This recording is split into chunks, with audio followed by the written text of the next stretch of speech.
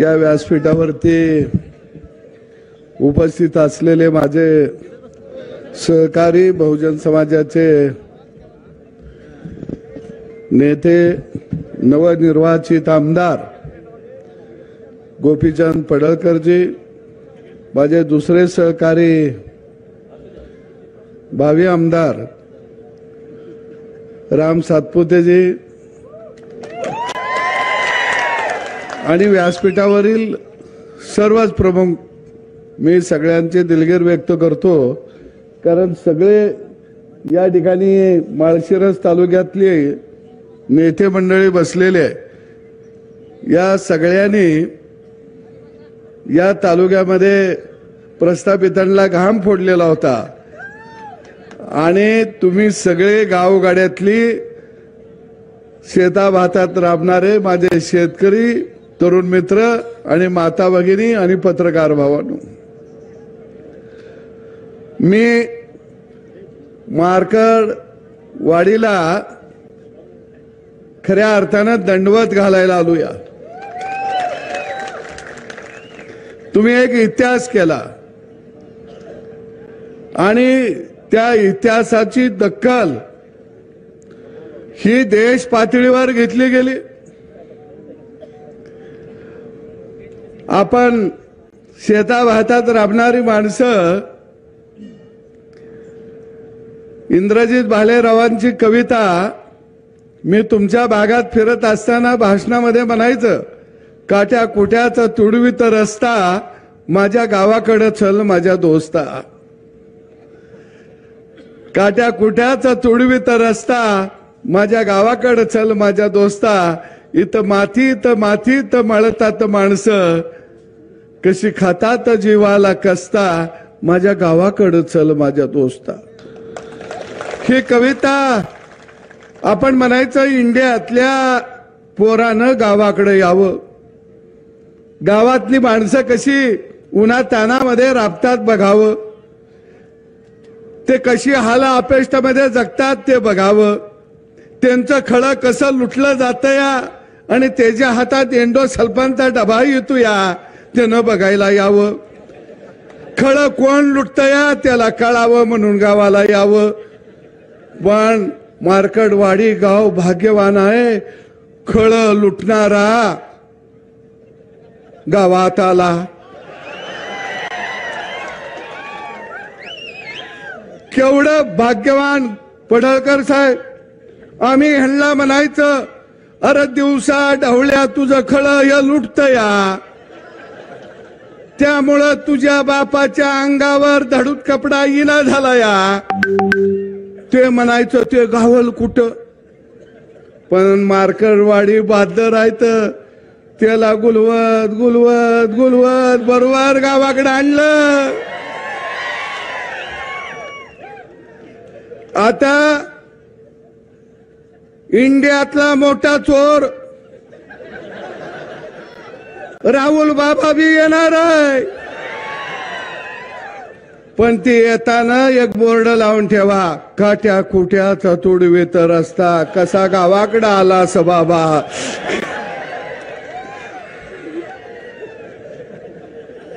म्हणजे राहुल बाबा कुठं जात होतं, अमेरिकेला, जपानला, रशियाला, त्याला माहीतच नाही की या इंडियामध्ये भारत नावाचा देश आहे आणि साधी साधी दगड मातीची बी घरं आहेत। राहुल बाबा, आम्ही बी तुमचं स्वागत करू, हाय असाच मंडप ठेवू, तुम्ही म्हणला तर भटजीला बी बोलू, कारण गावाकडच्या मंगलाष्टका ऐका जरा कशा असत्या त्या।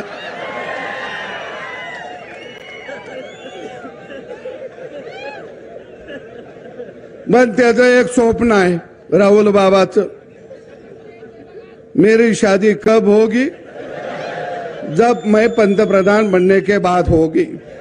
मरकडवाडी गाव हुशार आहे, इथं पडळकर साहेब सांगतील त्यांना बॅलेट पेपरवर निवडणूक घ्यायची आहे, बिचाऱ्याचं लगीन झालं पाहिजे। पोलिसांना मी विनंती करतो, त्यांना 2 डबं मांडून देते, बॅलेट पेपरवर मतदान होऊन दे, तो गडी निवडून येऊन दे आणि त्याचा शपथविधी इथंच करतो आणि अक्षदाबी इथंच टाकतो.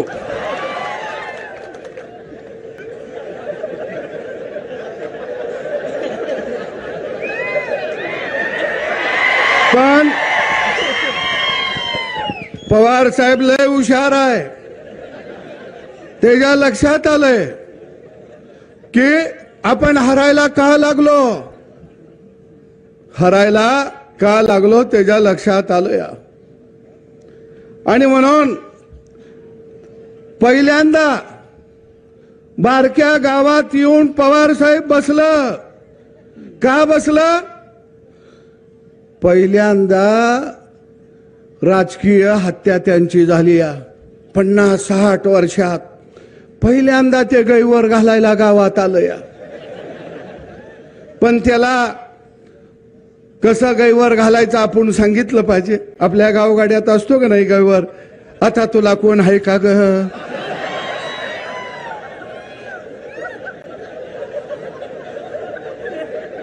पुन्हा मग एखादा जवळचा असला तर म्हणतो आता मी कसा जगू कसा राहू. काय त्याला सांगितलं पाहिजे असा गैवर घाल. मग आपण म्हणायचं बॅलेट पेपरचं तुला कशी आठवण येते या, इव्हन मशीननं तुझा कसा घात केला या. आता यांचा गैवार कार्यक्रम चाललाय. अरे नवतंत्रज्ञान हे आणलं कुणी? राजीव गांधीनं आणलं.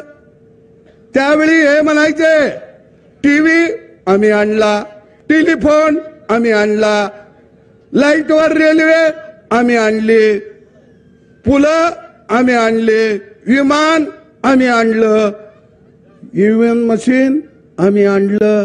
आणि आता हे कसं आलं?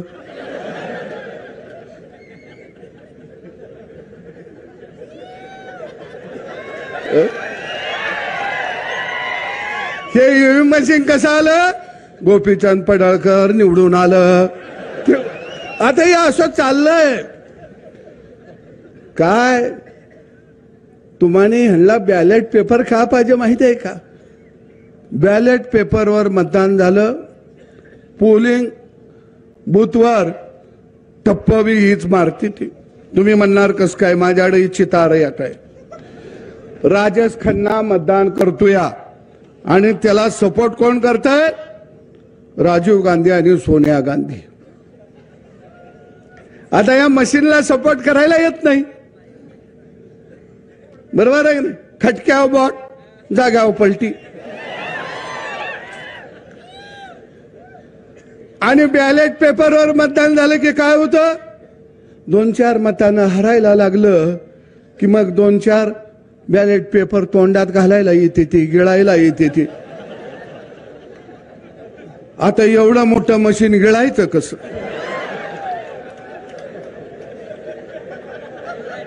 बरोबर आहे. काय पेपर फाडायला येते ती, काय खिशात घातलं आणि आपल्या एखाद्यानं ऑब्जेक्शन घेतलं, ह्यानं खिशात घातलं तर गडी पळून जातो या. म्हणून यांना बॅलेट पेपरवर पाहिजे आहे, दुसरं कारण काही नाही. आणि पवार साहेबांना झोप लागना. 60-70 वर्ष सत्ता भोगली, माणूस शांततेनं झोपला पाहिजे हो का नाही? इथं आता आमचं काका बसले, दाढी पिकली. पिकले का नाही? तुम्ही काय म्हणता? प्रपंच लेकरांचा. आता मी निवांत, पण ही गडी म्हणताय का?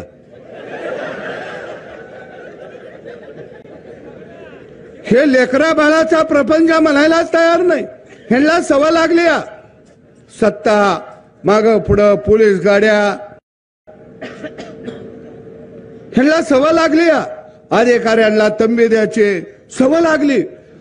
आणि पहिल्यांदा देवाभाऊ नावाचा बाप या महाराष्ट्राच्या मातीमध्ये जन्माला आला. नाहीतर तुमच्या लक्षात आलं का?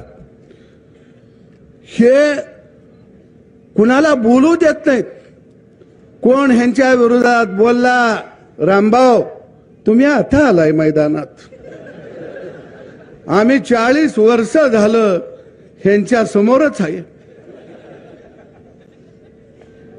रामभाऊ एखादा डाव जर पवार साहेबांना टाकला तर काय म्हणतात, पैलवानानं लंगोटा घातला, पैलवानानं ढाकव घेतलं. पवार साहेबांनी आता नवा डाव काढला, लंगोटा आमच्या बानं घातला.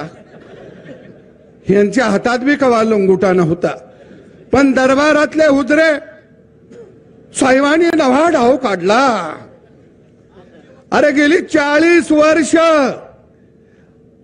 आम्ही यांचा डाव बघत होतो, पण देवाभाऊ नावाचा वस्ताद या महाराष्ट्राच्या मातीत आला आणि बारामतीचा तो पैलवान नव्हता, तो दे भोपळा होता. कुठला पैलवान आलाय? अरे नवं तंत्रज्ञान तुम्ही आणलं, ईव्हीएम मशीन कुणी आणलं? काँग्रेसनं आणलं 2004 ला.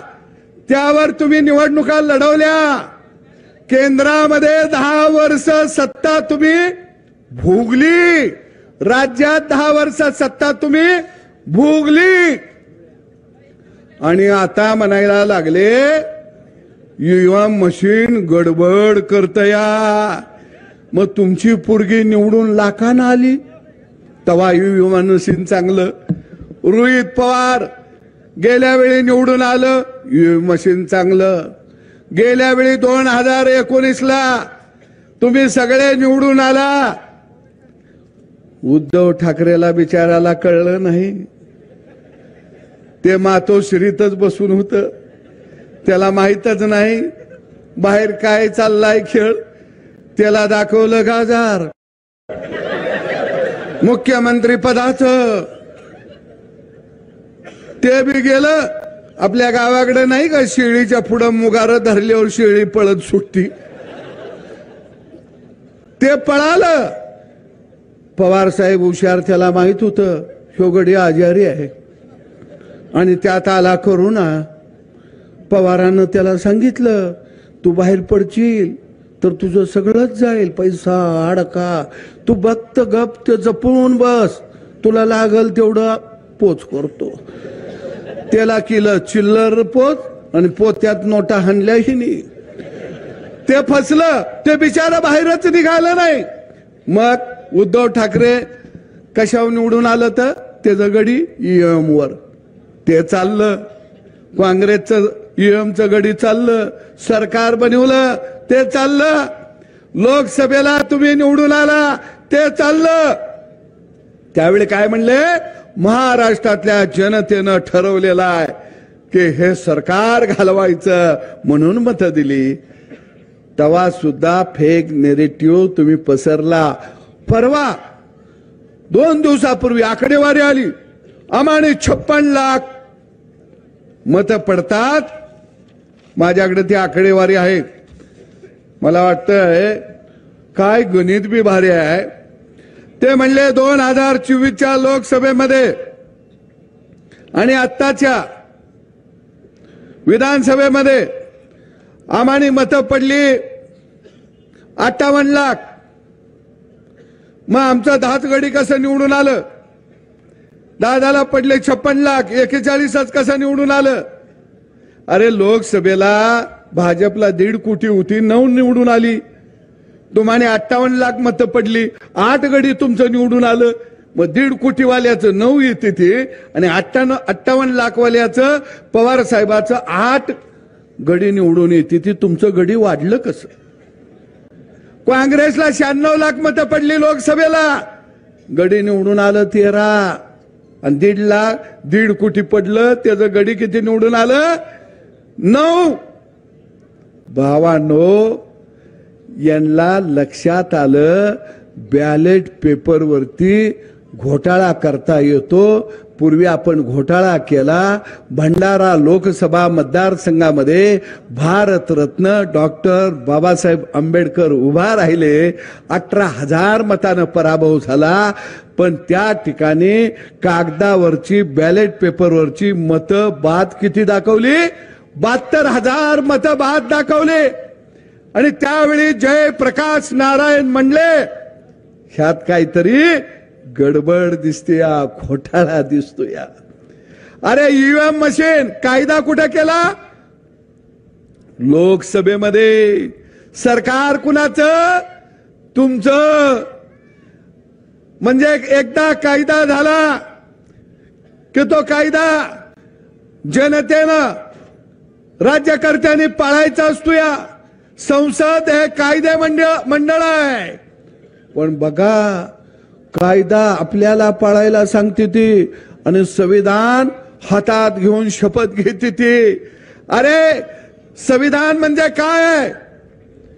संविधानानं माणसाला व्यक्ती स्वातंत्र्य दिलं, संविधानानं माणसाला कायदा दिला. मग ते संविधान हातात घेता आणि कायदा तुम्ही पाळायचा नाही म्हणता.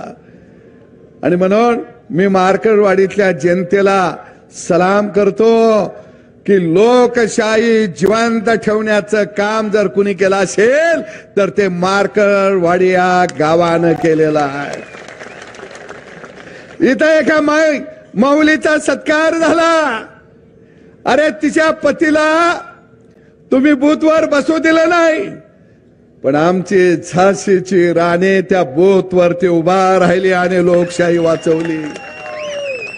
पवार साहेब, जर माय माऊली जर आपल्या बूथचं संरक्षण करत असेल तर तुमचा राष्ट्रवादी पक्ष हा पक्ष नाही तर ही तुमची गुंडांची टोळी आहे. गुंडांची आणि लुटारूची टोळी आहे.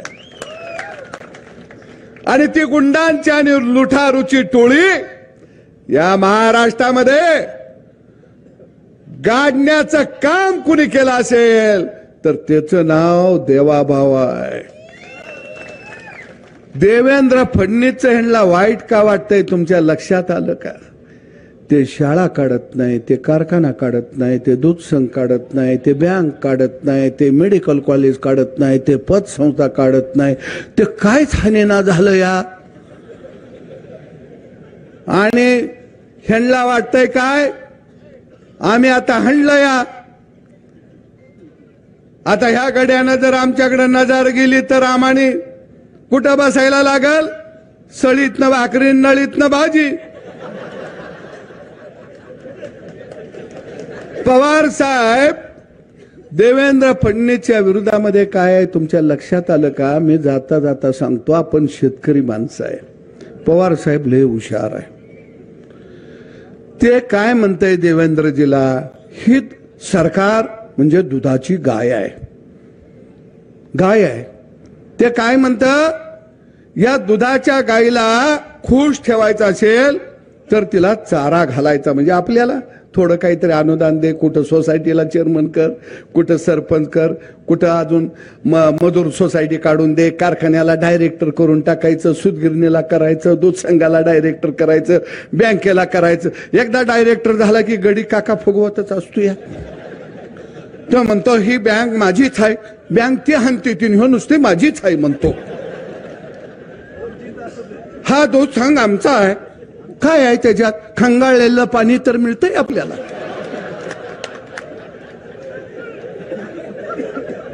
मग ते पवार साहेब म्हणता ह्या गाईला नुसतं असा मुगार द्यायचं आणि तिचं दूध आपण बसून काढायचं. आणि दूध काढलं की वासराला किती द्यायचं? मी मगाशी म्हणलो तसं त्याला अर्ध थान प्याला द्यायचं. 3.5 थानातलं दूध आपणच हाणायचं. देवेंद्रजी म्हणलं ही गाय ज्या मालकाची आहे, जो मालक तिला चारा घालतो या, हे दूध मी त्यालाच वाटणार. पवार म्हणलं हे दूध जर मालकाला वाटणार असतील तर आम्ही गाय पशी ठेंगड घेऊन बसणार. तुला कास जवळ येऊच देणार नाही.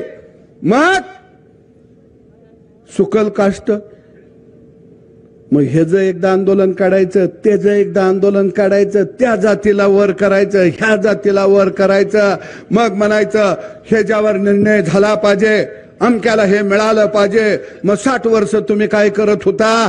पीठ मागत होता गावागावात. पण महाराष्ट्रातल्या गावगाड्यातल्या शेतकऱ्यानं, शेतमजुरानं, माय माऊलीनं पवारांना सांगितलं इडा पिडा टळणार आहे आणि देवा भाऊचं राज्य येणार आहे. ती इडा पवार नावाची साथी आसरा 7.5 कुणी घालवली? पवारांना कळलंच नाही. माय माऊलीनं दणका दिला का नाही? तिला कळलं ह्यो गडी आला की आपला मसन वाटा झाला. बरोबर आहे की नाही? तिला कळलं. बटन दाबतवी नवरा, इलेक्ट्रिक मोटार चालू होतीया, वावर पाणी पेतया, नवरा गाय म्हशीला चारा काढतोया. नाही पहिला नवरा काय म्हणायचा? लय उशीर मोटार चालली तर लय बिल आलं तर सगळा ऊसच लाईट बिलाला जाईल. आता बायको नवऱ्याला सांगते अरे आपल्याला लाईट फुकट आहे, बटन दाब आणि धार काढायला म्हशीकडे बस, काही काळजी करू नको. तिला कळलं महिना झाला की अकाउंटवर 1500, आता 2100. चिंता करू नका, परत आपलंच बटन 5 वर्षानं दाबवायचं, परत 2500. तुम्ही म्हणणार हे कसं काय? कारण हे गाईचं दूध गडी स्वतःच पेत होते. म्हणून गावगाडा काय असतो? गावगाड्याला स्वातंत्र्य सन्मान दिल्यानंतर काय करतो हे कधी दाखवलं? विधानसभेच्या निवडणुकीमध्ये दाखवलं. आणि मग पवार साहेबांच्या लक्षात आलं. ते म्हणलं तर माझा नातू भाग्यवान रोहित पवारची, ते आता महाराष्ट्राची सेवा करतील. महाराष्ट्राची सेवा काय? यांना सेवा करायचा नाद लागलाय हो.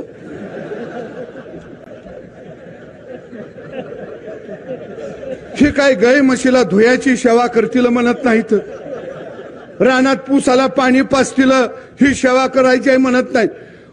महाराष्ट्राची सेवा. अख्खं घर, तुमचा बी तालुका तसाच आहे. लेकरू जन्माला आलं की ते शेवेलाच येत या. सेवा करायला अख्खं घरदार सेवेवर आहे.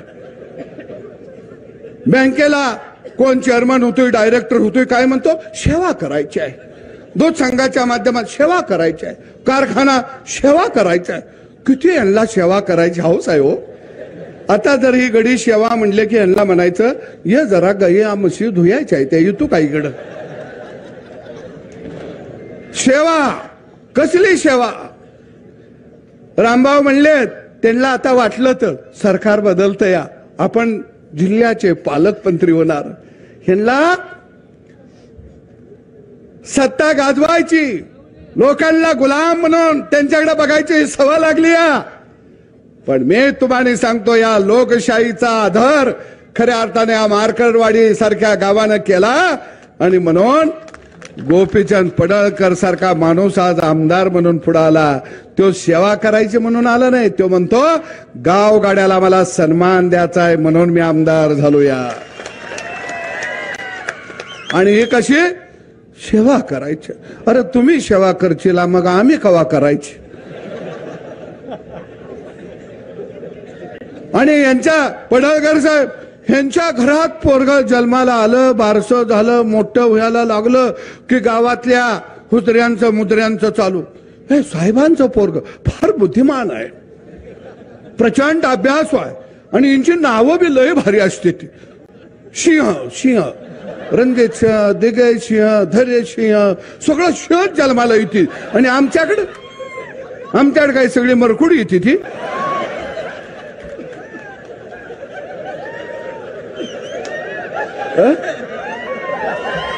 अवघडच आहे. आणि पडळकर साहेब लय भारी गडे आहेत. आता सरकार आपलं आलंय, आता साहेबाकडे जॅकेट घालून हे करून जाणार देवेंद्र साहेबांचं आणि म्हणणार फडणवीस साहेब तुमच्यासारखा बुद्धिमान माणूस नाही, फार साहेब तुम्हाला दूरदर्शी, साला लगेच चिकन तिकडं उडी मारती ती आणि आमच्यासारखं बांधावत बसतंय. अरे गेलं गेलं गेलं.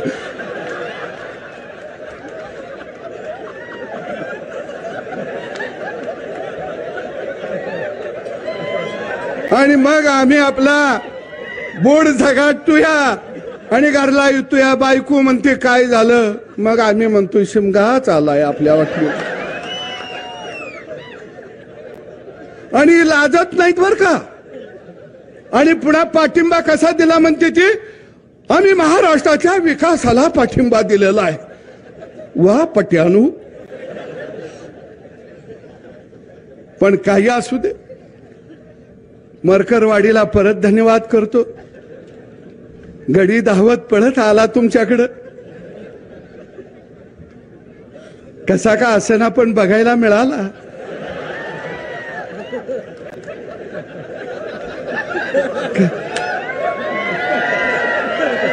तुमचं गाव जगाच्या नकाशावर आलं आणि आता सगळे बोलायला लागले मार्करवाडी पॅटर्न.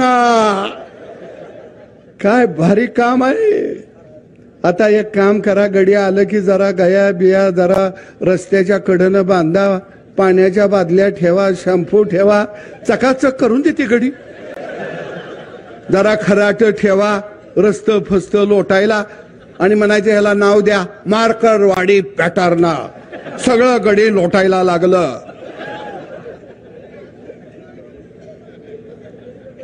अरे जसा उजाडाला घुबड भेट, घुबडाला सूर्योदय चालत नाही, तसं नव तंत्रज्ञान म्हणजे हा सूर्योदय आहे. आणि त्याला इंडिया आघाडातली घुबड भ्यायला लागलेली आहेत. ह्यो सूर्य कसा होतोया, भ्यायला लागले. पण काही असू दे, आपल्याला शेतातलं काम आहे. त्यांना आता खुर्ची तर मिळालेली नाही, आता गाड्यांना काहीतरी काम असलं पाहिजे. आता 5 वर्ष येऊन घ्या. पडळकर साहेब आपण दोघं, ती एका बाजूनं नांगूर धरतील, दुसऱ्या बाजूनं आपण बी नांगूर धरूया. बर त्यांचा नांगूर रेड्याचा असला तर आपण खिलारी बैलाचा धरूया. शेत आपण चांगलं नांगरायचं आता. बरं आम्हाने तर काय काम आहे, कारण आम्हाने हा गड्या हे वाडे उद्ध्वस्त करायचे आहेत, उद्ध्वस्त. आणि या मानकरवाडीला मी दंडवत घालतो, माझ्यासारख्या फाटक्या माणसाला सुद्धा मताचं लीड या गावानं दिलेलं होतं. आणि मी तुम्हाला सांगतो रामभाऊ, अजून मी आमदार झालो, माझा पहिला फंड कुठं दिलेला नाही, पत्र दिलं नाही. पहिल्या फंडाचं काय करायचं सांगा, पहिलं पत्र मी मार्करवाडीच्या विकासाला देणार. लढाऊ माणसं आहेत आणि हा माळशिरस तालुका मला माहित आहे. अरे माझ्यासाठी प्रचार करायला घरातनं भाकरी बांधून रानोमाळ ही माणसं धावत होते, रानोमाळ. आणि म्हणून मी म्हणतो तुमच्या गावाचं भाग्य आहे, ही हेलिपॅड तसंच ठेवा. जो जो गडी येईल तिथं उतरल त्याला उतरून द्या, त्याला तुमचं गाव बी कळल. बरोबर आहे की नाही? येऊन देते. तुम्ही किती भाग्यवान आहे.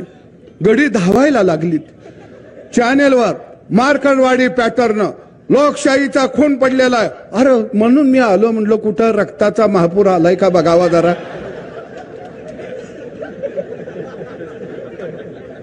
कारण मग मला रक्तदान करायला बी माणसं जरा मागं पुढं करते. म्हणलं इथं 2-4 बॅरेल भराव होतं. अरे लोकशाही कशी, मी तुम्हाला जाता जाता सांगतो. अरे ज्यावेळी काँग्रेसला या राज्यामध्ये देशामध्ये 5वी बहुमत मिळालं, 400 जागा 350 जागा, त्यावेळी लोकशाही जिवंत होती. अरे काँग्रेसनं ज्यावेळी या देशामध्ये आणीबाणी लावली, खटले न चालवता अनेक लोकांना तुरुंगात टाकलं, त्यावेळी लोकशाही जिवंत होती.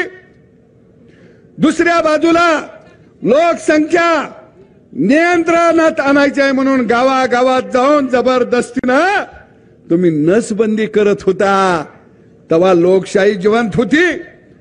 अरे देशातल्या सगळ्या योजना, विमानतळ, चौक ह्याला काँग्रेसच्या नेत्यांची नावं देत होता, ही लोकशाही जिवंत होती. आणि आता तुम्हाला उतरता कळा लागल्याबरोबर लोकशाही बुडायला लागली अशा हकाट्या पेटता. अरे शाळेंना नावं कुणाची, कारखान्यांना नावं कुणाची, दूध संघाला नावं कुणाची, रस्त्याला नावं कुणाची, चौकाला नावं कुणाची. म्हणजे तुम्ही डायरेक्ट ब्रह्मदेवाच्या अंगठ्यातनं खाली येत होता का? सामान्य माणसाचं नाव एखाद्या चौकाला नाही आलं, एखाद्या विमानतळाला लढणाऱ्या, देशाला स्वातंत्र्य देणाऱ्या माणसाचं नाव नाही आलं. अरे तुम्ही लोकशाही ही वेठ बिघार बनवलेली होते, लोकशाहीला तुम्ही गुलाम बनवलेलं होतं. आणि या लोकशाहीला मुक्त करण्याचं काम या देशामध्ये आदरणीय नरेंद्र मोदी यांनी केला. आणि म्हणून मी जाता जाता सांगतो, यो मशीन चा जो ह्यो कालवा चाललाय, ह्या कालव्याला काहीतरी नाव द्यावं लागेल. गावात एखादं मेलं तर पै पाहुणं, लेकी बाळी जमून गैवर घालते त्या का नाही? तसा मला तर एवढा आनंद वाटायला लागलाय. सत्ता नावाची रक्त पिपासू व्यवस्था यांच्या समोर आता मरून पडल्या. पण मला खरंच वाटत नव्हतं ह्या डोळा पवार साहेब सारखा माणूस सुद्धा मेलेल्या, आयुष्यभर भोगलेल्या सत्तेच्या जवळ येऊन गैवर घालून रडायला लागल. म्हणून हिथं जी येत आहेत ती सगळी गैवर घालायला येत आहेत. मार्करवाडीतल्या मी जनतेला आवाहन करन, कारण एखादं जर गैवर घालत असलं तर आपण त्याचं सात्वन करायचं असते. ते गैवर घालायला लागलं तर म्हणायचं असं करू नको, मी आहे तुझ्या बरोबर, तू म्हणतोयस ते खरं आहे, पुढच्या वेळी बदल करूया आपण, अजिबात काळजी करू नका, हे चुकीचं झालं, हे मरायला नाही पाहिजे होतं. कारण गैवर घातला की आपण सात्वन करतो का नाही? कारण रडणारा एखादा म्हणतो का नाही, आता मी कसा राहू, कुणाकडे बघून जगू? मग म्हणायचं माझ्याकडे बघून जग. आता दुपारी नाना पटोल्यांचा गैवर आहे, पण तुम्ही गैवर घालायला जेवून खाऊन या, नाहीतर बिन जेवणाचं इचेला आणि हे उपाशी तुम्हानीच मारतील. खाऊन पिऊन या. आणि राहुल गांधी जर आलंच गैवर घालायला, तो तर अख्ख्या देशाचा गैवर घालायला येणार आहे. त्यावेळी रामभाऊ मला आणि गोपीचंदला निमंत्रण द्या, कारण सातवण करायला आम्हाला बी यावं लागेल. आम्ही येतो. आणि नेते आम्ही कुठने येतो माहितीये का सर? आम्ही पंढरीच्या पांडुरंगाकडे जातो, कारण हे दुःख हलकं झालं पाहिजे. अरे गेली 60 वर्ष तुम्ही गावगाड्याला लुटलं, गावाचं खळं लुटलं, त्या गावगाड्यानं तुमचं थडगं बांधलं आणि त्या थडग्यावरती श्रद्धांजली जर कोणत्या गावानं पहिल्यांदा व्हायली असेल तर त्या गावाचं नाव आहे मार्करवाडी. धन्यवाद. महाराष्ट्रातील सर्व बातम्यांचे विश्वासार्ह व्यासपीठ. सकाळच्या सर्व सोशल मीडिया प्लॅटफॉर्मला लाईक, फॉलो आणि सबस्क्राईब करा. तसंच सर्व नोटिफिकेशनसाठी बेल आयकॉन प्रेस करायला विसरू नका.